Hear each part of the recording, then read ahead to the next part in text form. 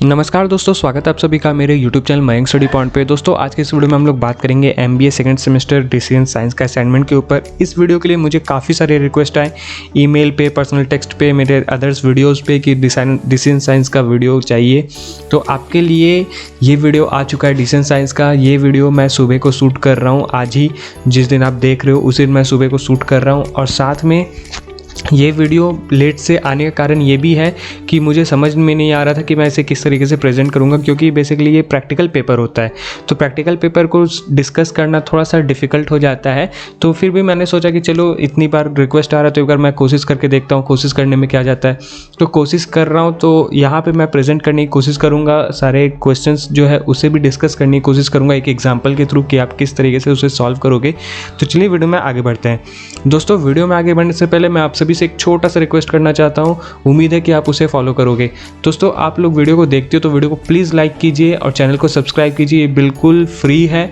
आप लोग वीडियो को लाइक और सब्सक्राइब नहीं करते हो चैनल को तो मुझे अच्छा नहीं लगता और मुझे मोटिवेट जैसा फील नहीं होता, क्योंकि यही दो चीज़ है जो मुझे मोटिवेट करता है आगे वीडियो बनाने के लिए। तो प्लीज़ अगर आप वीडियो देख रहे हो तो लाइक कीजिए और चैनल को सब्सक्राइब कीजिए, और हो सके तो अपने दोस्तों को भी शेयर कीजिए ताकि उन तक भी ये रेफरेंस वाला वीडियो पहुंच सके और वो एग्ज़ाम में अच्छा स्कोर कर सके नंबर। तो अब हम लोग असाइनमेंट से रिलेटेड कुछ गाइडलाइन को बताते हैं जो NMIMS की तरफ से आए हैं। पहला तो ये कि आप अपना असाइनमेंट किसी को भी शेयर मत कीजिए, चाहे वो प्रैक्टिकल पेपर ही क्यों ना हो। प्रैक्टिकल भी करने से क्या होता है क्योंकि आपके आंसर्स तो सेम होंगे लेकिन उसके एक्सप्लेनेशंस अलग अलग होते हैं। तो अगर आपका एक्सप्लेनेशन को भी किसी ने कॉपी कर लिया तो आपको कॉपी केस आ सकता है, इसलिए आप अपना असाइनमेंट किसी को भी शेयर मत कीजिए। दूसरा कि आप अपना असाइनमेंट 0% कॉपी फ्री बनाइए। अगर कहीं से कंटेंट आप कॉपी कर रहे हो तो वो कंटेंट भी आपके खुद के लिखे हुए होने चाहिए, आप कहीं से कॉपी करके पेस्ट नहीं कर सकते हो। और आपके असाइनमेंट में अगर 1% का भी कॉपी आता है तो आपको कॉपी केस मिल जाएगा। तीसरा कि आप अगर किसी पिक्चर को यूज़ कर रहे हो अपने असाइनमेंट के लिए तो वो पिक्चर नॉन कॉपीराइट होना चाहिए, और साथ में वो उसका लिंक अगर आप शेयर करो अपने असाइनमेंट के अंदर तो वो लिंक भी शेयर मत कीजिए, ओके। क्योंकि कॉपी चेकर को ऐसा लग सकता है कि लिंक के थ्रू कि आपने कॉपी करके ही आंसर्स लिखे हैं और आपको 0 दे देगा। अब बात करते हैं कि आप अपने आंसर्स को प्रेजेंट किस तरीके से करोगे जिससे आपका स्कोर करने में आपको मदद मिलेगा। तो उसके लिए आपको क्या करना होगा कि आप introduction, body and concept and conclusion का ध्यान में रखते हुए आंसर्स लिखोगे। और अगर जैसे प्रैक्टिकल डिसीजन साइंस जैसे पेपर दे रहे हो तो वहाँ पे आपको ध्यान में रखना होगा अंडरस्टैंडिंग्स और फार्मूला लिख रहे हो, उसके बाद स्टेप्स लिख रहे हो और उसके बाद उसका कंक्लूजन लिख रहे हो। तो इस तरीके से आप आंसर्स को लिखोगे तो आपको नंबर आपको अच्छा मिलेगा, ओके। तो आप क्वेश्चन नंबर 1 की बात करते हो तो दोस्तों डिसीजन साइंस जो है प्रैक्टिकल पेपर है और साथ में इसके अंदर केस स्टडी भी है, तो आपको केस से रिलेटेड ही आंसर्स लिखने होंगे, लेकिन फिर भी आपके लिए कुछ पेज रेफरेंस है जहाँ से वो आप एग्जाम्पल्स यूज़ कर सकते हो उनका। तो आपके सामने पहला क्वेश्चन ये है 1000 वर्ड के लिए। Your favourite team Garuda is the final season of Indian Premier league.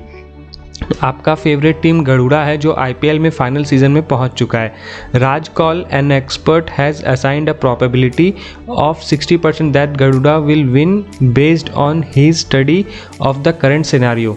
राज कौल नाम का एक एक्सपर्ट है जो ये असाइन कर रहा है कि 60% चांसेस है गरुड़ा का जीतने का इस मैच में। Past records indicates that when teams win the championship, इसके पास्ट रिकॉर्ड्स जो हैं जब टीम ये चैम्पियनशिप जीता है, ये सीरीज़ जीता है, तो वो गरुड़ा जो है अपना पहला गेम 70% सीरीज़ जीतने के बाद ही जीता है, कि उसने पहला जितना भी गेम खेला उसमें 70% चांसेस थे जीतने के। When they lose the series, और जब वो सीरीज़ हारे हैं तो उनका फर्स्ट गेम 25% ऑफ टाइम दिखा है, कि मतलब वो 25% ही दिखते थे कि जीते हैं, वरना वो बाकी सारे गेम हारे हुए हैं। तो इस तरीके से गरुड़ा खेल रहा है। तो इस बार ये क्या हुआ है कि the first game is over और आपका टीम हार चुका है, पहला गेम आपका ख़त्म हो चुका है और आपका टीम हार चुका है।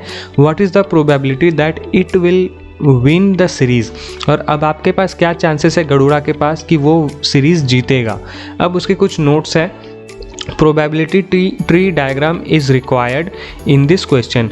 आपको एक प्रोबेबिलिटी ट्री बनाना है वो डायग्राम, और वो आपको क्वेश्चन में रिक्वायर्ड है कि आपको दिखाना ही है वर्ड के अंदर अपने असाइनमेंट के अंदर। You are advise to draw the diagram in Word PowerPoint etcetera.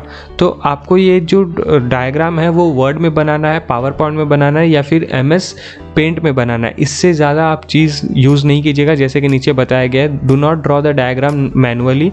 आपको कहीं भी वो डायग्राम मैनुअली नहीं बनाना है, हैंड रिटन नहीं बनाना है, स्नैपशॉट नहीं लगाना है, कहीं से डाउनलोड करके उसको स्कैन करके नहीं लगाना है। ये सारी चीज़ें नहीं करने। और मैं आपको सजेस्ट करूँगा कि आप MS पेंट भी यूज़ मत कीजिए, क्योंकि वो भी एक मैनुअली ड्रॉ हो जाता है। तो आप MS वर्ड और MS पावर पॉइंट का यूज़ कीजिए, जहाँ पे आपको इंसर्ट के अंदर स्मार्ट आर्ट के अंदर हायरार्की नाम का पोर्शन मिलेगा। उस जगह से ऑप्शन से आपको किसी भी एक हायरार्की को उठाना है और वहाँ पे आपको उसको यूज़ करके आंसर्स देने हैं। तो ये तो मैंने आपको समझाया कि आपको किस तरीके से आंसर्स बनाने हैं, क्या क्या आपको लिखना है। अब बात करते हैं कि उसके पेज रेफरेंस क्या क्या है। तो पेज रेफरेंस के लिए हम लोग ई बुक के अंदर चलते हैं। दोस्तों, हार्ड बुक और ई बुक दोनों के अलग अलग पेज रेफरेंसेस होते हैं। अगर आप हार्ड बुक यूज़ करें तो नीचे PDF में आपको डिस्क्रिप्शन में PDF का लिंक मिलेगा। उस PDF में आपको हार्ड बुक और ई बुक दोनों का पेज रेफरेंस मिलेगा, तो आप लोग उसको डाउनलोड जरूर कीजिए। तो इसके लिए हम लोग चलते हैं 107 में। ई बुक के अंदर 107 में आपको सबसे पहले प्रोबेबिलिटी के बारे में बताने की प्रोबेबिलिटी है क्या, क्योंकि हम लोग को प्रैक्टिकल्स में जितने वर्ड्स होंगे उससे ज़्यादा वर्ड्स हम लोग को थ्योरी में भी लिखने हैं। तो 1000 वर्ड कवर करने के लिए हम लोग थोड़े थोड़े उसके डिटेल्स के बारे में भी लिखेंगे। तो सबसे पहले 4.2 प्रोबेबिलिटी क्या होता है, उसके बाद 111 में चलते हैं, जहाँ पे 4.3 के अंदर हम लोग को स्ट्रक्चर ऑफ प्रोबेबिलिटी के बारे में बताया गया। 4.2.3 के अंदर जहाँ पे स्ट्रक्चर बताया गया है, यहाँ पे मैं आता हूँ 4.3 स्ट्रक्चर ऑफ प्रोबेबिलिटी। तो इसके भी कुछ आपको डिटेल्स लिखने हैं, इसके भी कुछ पोर्शंस है उसे लिखने हैं। उसके बाद आप लोग को पेज नंबर 12 में जाना है, 112 में, जहाँ पे आपको सैम्पल स्पेस दिए हुए, जहाँ पे आपको प्रोबेबिलिटी ट्री कैसा होता है वो दिखाया गया है कि किस तरीके से आपको बनाना है। तो आप इसे पढ़कर, इसके यहाँ पे जो एक्सप्लेनेशन दिए हुए उस एक्सप्लेनेशन को पढ़कर आप अपना ट्री भी बना सकते हो, ड्रॉ कर सकते हो हायरार्की के अंदर। जब मैंने असाइनमेंट्स दिए थे अपने सेकंड सेमेस्टर के, तो उस टाइम पे भी मुझे प्रोबेबिलिटी ट्री के बारे में आया था। तो उसका भी एक छोटा सा पोर्शन मैं अपने उसी PDF के साथ शेयर करूँगा, उसका लिंक। आप लोग वहाँ से उस प्रोबेबिलिटी ट्री को देख सकते हो कि आप किस तरीके से उसे बनाओगे, किस तरीके से उसे कैलकुलेट करना है। तो उसके मदद से आपको प्रोबेबिलिटी ट्री बनाने आ जाएगा। वर्ड के अंदर, इंसर्ट के अंदर स्मार्ट आर्ट पे होगा ऑप्शन हायरार्की का, ओके, वहाँ से मिल जाएगा। मुझे तो MS पेंट में मिला था, तो मैंने MS पेंट में मैनुअली बनाकर प्रोबेबिलिटी ट्री को दिखाया था। आप इसका यूज़ करके बस पोर्शन जो उसका ऑप्शंस होंगे 70%, 25%, 35%, ये सारा चीज़ आपको खुद से पुट करना है उसके अंदर वैल्यूज़, ओके। तो ये उसका 112 का एक छोटा सा डायग्राम है। और इसके बाद हम लोग चलते हैं 118 के अंदर। तो 118 में हम लोग जब चलते हैं, हाँ, 118 के अंदर हम लोग को marginal union joint and conditional probabilities के बारे में बताया गया है 4.4 के अंदर। यहाँ पे आपको बताया जाता है कि आप लोग प्रोबेबिलिटी को कैलकुलेट कैसे करोगे। तो यहाँ पे ये सारी चीज़ों को पढ़कर आपको अपने वर्ड में लिखना है कि किस तरीके से आप कैलकुलेट कर रहे हो, क्या कैलकुलेट करना है, कैसे कैलकुलेट करना है, उसका आंसर क्या निकलने वाला है। तो ये प्रोबेबिलिटी ट्री इस तरीके से आपका बनेगा, ओके। तो ये आपका क्वेश्चन नंबर 1 जो है मेरे ख्याल से सॉल्व हो गया, आपको क्लियर हो गया होगा। ये उसके हार्ड बुक के रेफरेंस और ई बुक के रेफरेंस से नीचे कंटेंट क्या क्या लिखना है वो आपको दिया हुआ है। अब बात करते हैं क्वेश्चन नंबर 2 का। तो क्वेश्चन नंबर 2 में ये है कि run regression analysis based on the given data. आपको क्वेश्चन में एक डेटा दिया हुआ है चार्ट बनाकर, जिसमें से आपको रिग्रेशन एनालिसिस करना है। उस डेटा का आधार बना के आपको रिग्रेशन एनालिसिस करना है। Calculate the line of regression y on x। आपको लाइन ऑफ रिग्रेशन कैलकुलेट करना है y के ऊपर x को। Do not use Excel, calculate manually. आपको एक्सेल का यूज़ नहीं करना, आपको मैनुअली उसे कैलकुलेट करना है। What is B1? Telling you about the relationship. B1 क्या होता है, उस कैलकुलेशन के बाद आपको पता चलेगा कि B1 क्या होता है, जो फार्मूला उसके अंदर यूज़ होते हैं वो B1 क्या होता है, उसका रिलेशनशिप क्या होता है, उसके बारे में आपको डिस्कस करना है। तो नीचे एक केस दिया हुआ है, Shivani Raje is making khakhra and selling online via e-commerce website. Shivani Raje जो है एक प्रोडक्ट बेच रही है ऑनलाइन वेबसाइट पे। Recently she is looking for some insights for improving the quality of her product. अब वो अचानक से कुछ ऐसा इंसाइट्स ढूंढ रही है जहाँ से वो अपनी क्वालिटी को इम्प्रोवाइजिंग कर सके। अपने प्रोडक्ट का। She thought of survey, she asked her recent customer about the quality. तो उन्होंने एक सर्वे किया जहाँ पे वो अपने रिसेंट कस्टमर से अपनी क्वालिटी के बारे में पूछा कि वो उस लेवल उस प्रोडक्ट से सेटिस्फाई है कि नहीं, और उनको एक लेबल दिया। वो लेबल क्या है, उनका एक स्केल है 1 to 5। Higher the score, higher the satisfaction quality and lower score value indicates lower level of satisfaction and poor quality। जहाँ पे 1 to 5 के अंदर एक हायर स्कोर है जहाँ पे सेटिस्फैक्शन और क्वालिटी के ऊपर बताया गया है, और जो लोअर स्कोर है वहाँ पे वैल्यू इंडिकेट्स दिखाता है कि आपका वैल्यू कितने लेवल ऑफ सेटिस्फैक्शन और पुअर क्वालिटी का है, ये चीज़ बताया गया है। तो इसके लिए हम लोग अपने पेज नंबर में चलेंगे। तो पेज नंबर में जाने से पहले मैं आपको ई बुक में लेके चलता हूँ और वहाँ पे 281 पेज में चलते हैं, 181 में चलते हैं, और यहाँ पे आपको introduction of simple regression analysis के बारे में बताया गया 7.3, simple introduction to simple regression analysis.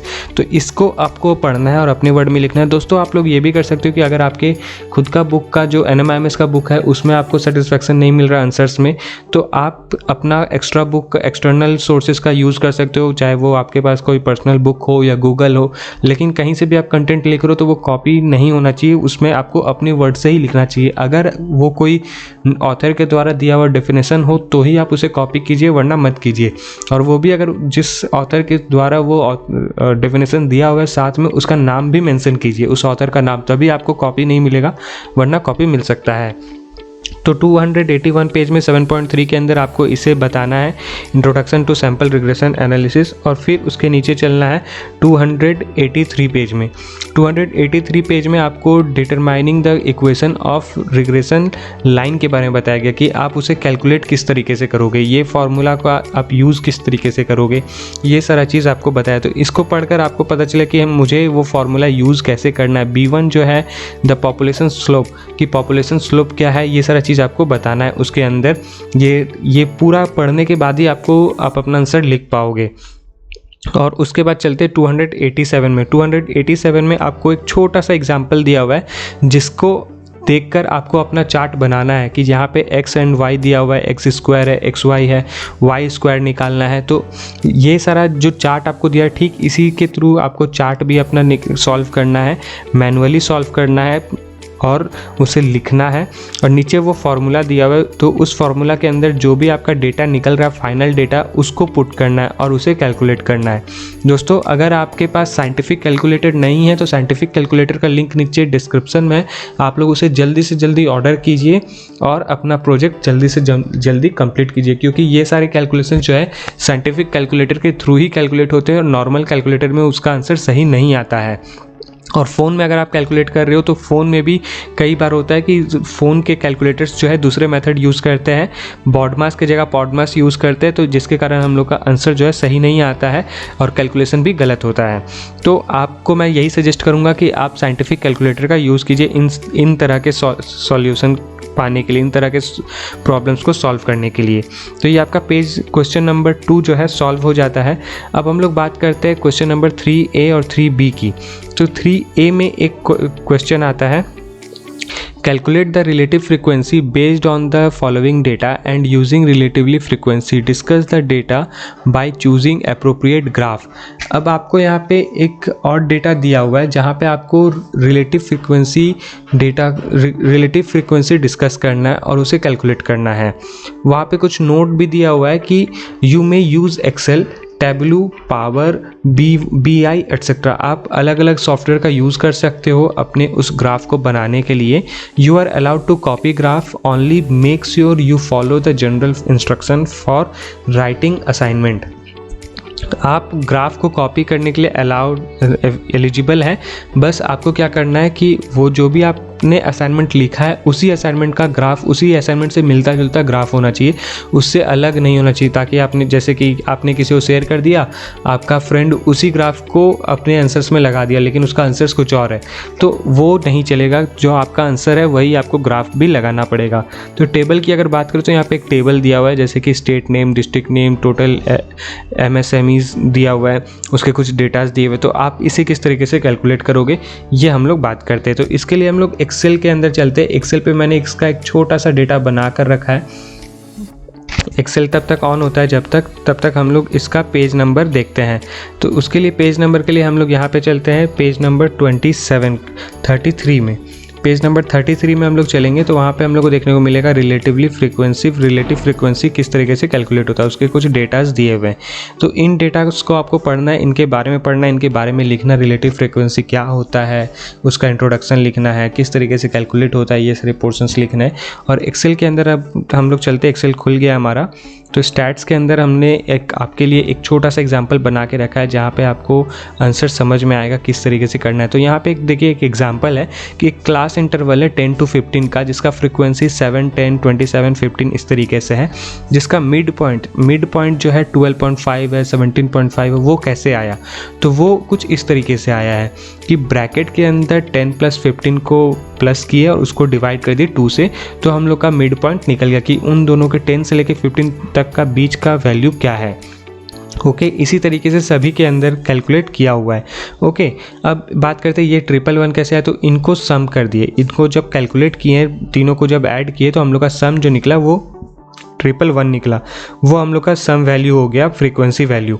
अब इसका फ्रीक्वेंसी, रिलेटिव फ्रीक्वेंसी कैसे निकाले? तो इनको हम लोग कैलकुलेट किए इस 1111 को फ्रीक्वेंसी के साथ डिवाइड करके।